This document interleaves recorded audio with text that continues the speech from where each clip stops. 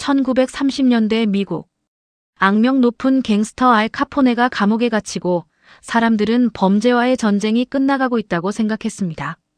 하지만 같은 시기 미국 오하이오주 클리블랜드에서는 전혀 다른 공포가 시작되고 있었습니다. 그것은 총도 아니었습니다. 강도도 아니었습니다. 도시를 공포에 빠뜨린 것은 이름조차 알 수 없는 끔찍한 시신들이었습니다.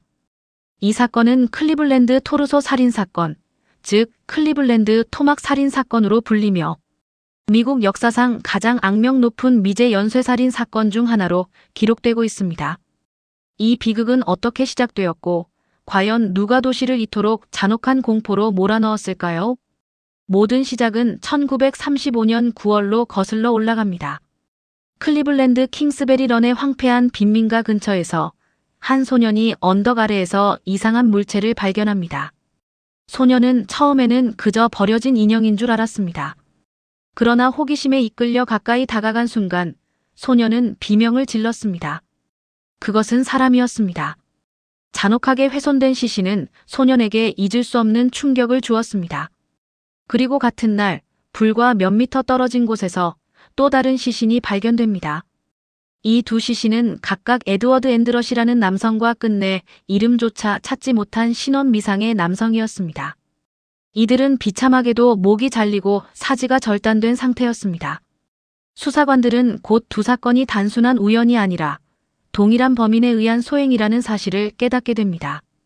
두 희생자의 몸에 남은 상처의 방식과 시신이 발견된 장소의 공통점은 명백하게 범인의 흔적을 가리키고 있었습니다. 하지만 수사관들에게는 더 큰 문제가 기다리고 있었습니다. 누가 봐도 동일한 범인의 소행으로 보였지만 범인을 특정할 만한 흔적은 시신 주변에서 아무것도 남아있지 않았습니다. 혈흔조차 찾아보기 어려웠고 지문이나 기타 범인을 식별할 수 있는 단서는 철저히 지워져 있었습니다. 경찰은 처음에는 이 잔혹한 살인이 일시적인 우연이기를 바랐습니다. 그러나 몇 달 뒤 그 희망은 산산조각 나고 맙니다.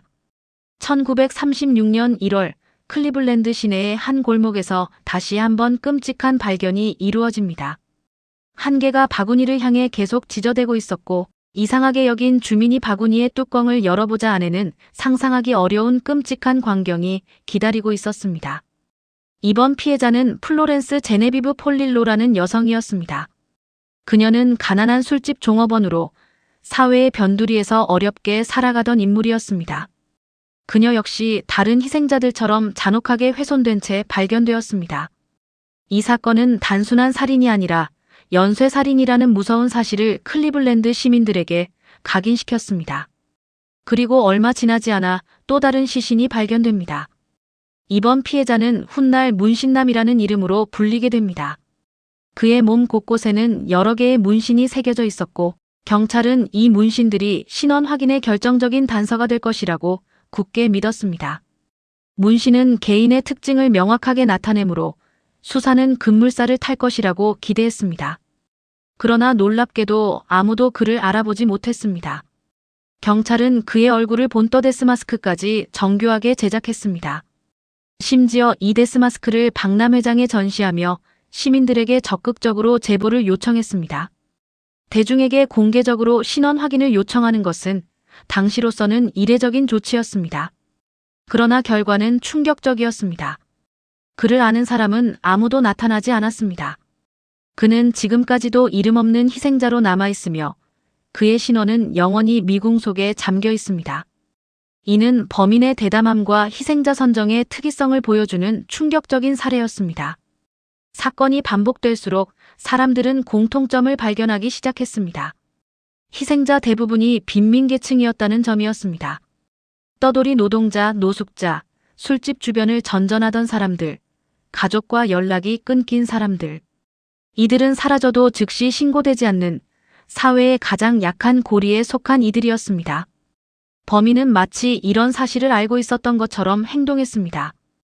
피해자 대부분은 신원을 확인하기 어려웠고 시신이 발견될 때는 이미 상당한 시간이 지나 있는 경우가 많았습니다. 이는 범인이 시신을 은닉하는 데 충분한 시간을 확보했거나 피해자들이 실종된 후 오랫동안 발견되지 않을 것이라는 점을 정확히 인지하고 있었다는 것을 시사합니다. 피해자들의 사회적 지위는 수사를 더욱 어렵게 만들었습니다. 그들의 삶의 흔적은 미미했고 주변 사람들과의 관계는 복잡하고 단절된 경우가 많았습니다.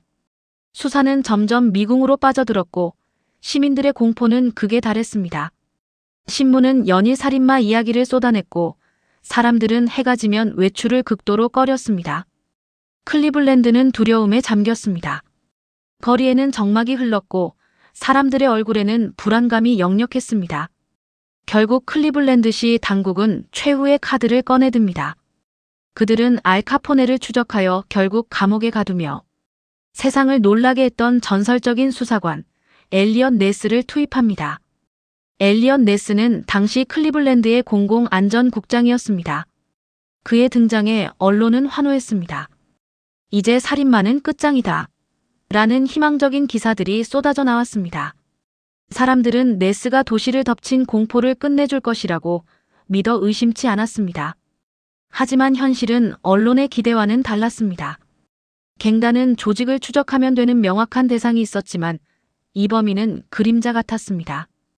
피해자들은 서로 연결고리가 거의 없었고 범행 현장에는 단서가 거의 남아있지 않았습니다. 목격자도 없었고 심지어 피해자 상당수는 이름조차 없었습니다. 네스조차도 이 미스터리한 살인마 앞에서는 고전을 면치 못했습니다. 그는 모든 수사력을 동원했지만 범인의 윤곽은 좀처럼 드러나지 않았습니다. 수사가 계속되는 동안에도 희생자는 끊임없이 늘어났습니다. 1937년 그리고 1938년에도 시신들은 계속해서 발견되었습니다.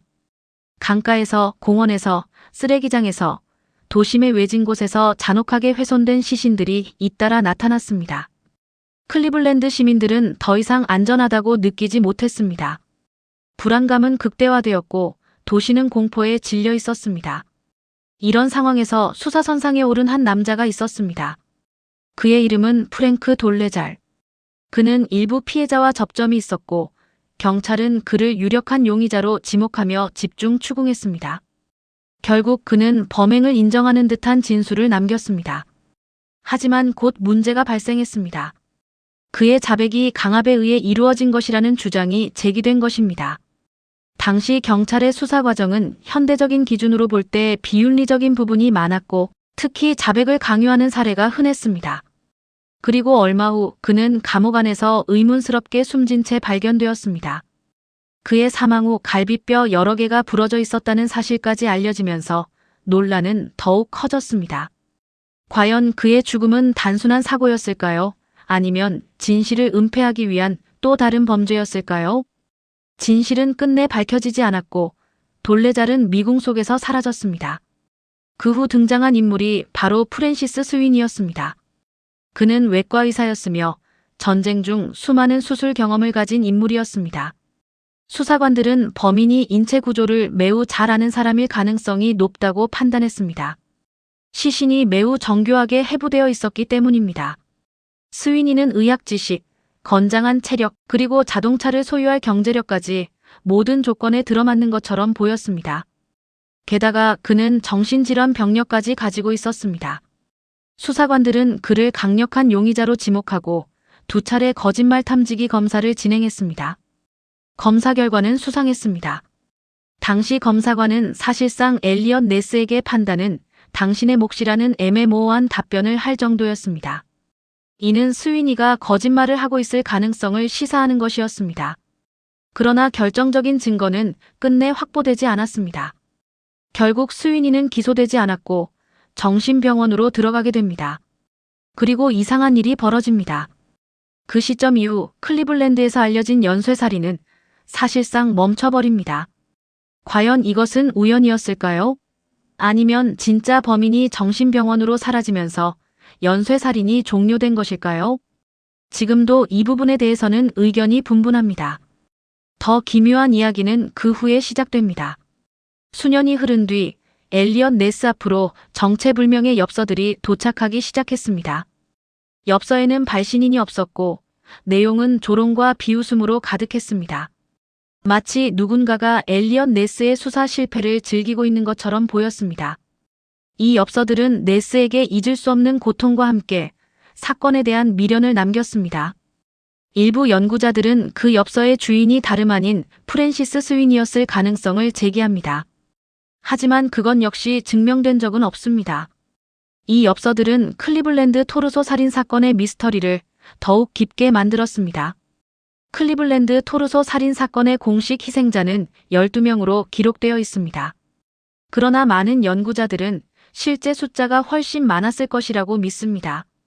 비슷한 수법의 사건들은 클리블랜드 외곽 지역과 인접한 펜실베이니아에서도 발견되었고, 어떤 형사는 1920년대부터 1950년까지 이어진 수십 건의 사건이 동일범의 소행일 수 있다고 주장했습니다. 하지만 확실한 답은 없습니다. 90년 가까운 시간이 흐른 지금도 일부 피해자는 이름조차 찾지 못했습니다. 범인의 얼굴도 범행 동기도 그리고 그의 정체도 밝혀지지 않았습니다. 알 카포네를 잡았던 전설적인 수사관 엘리엇 네스조차 끝내 해결하지 못한 사건. 미국 역사상 가장 악명 높은 미제 연쇄살인 사건 가운데 하나로 남아있는 클리블랜드 토막 살인 사건. 과연 그날 밤 킹스베리 런 빈민가의 어둠 속에서 사람들을 노렸던 진짜 범인은 누구였을까요? 클리블랜드 토르소 살인 사건은 단지 과거의 이야기가 아니라 여전히 미해결로 남아있는 인간 본연의 어두운 면과 사회의 취약성을 보여주는 잔혹한 기록으로 남아있습니다. 이 사건은 정의가 침묵하고 진실이 어둠 속에 갇힐 때 그 공포가 얼마나 오랫동안 지속될 수 있는지를 우리에게 뼈아프게 상기시켜줍니다.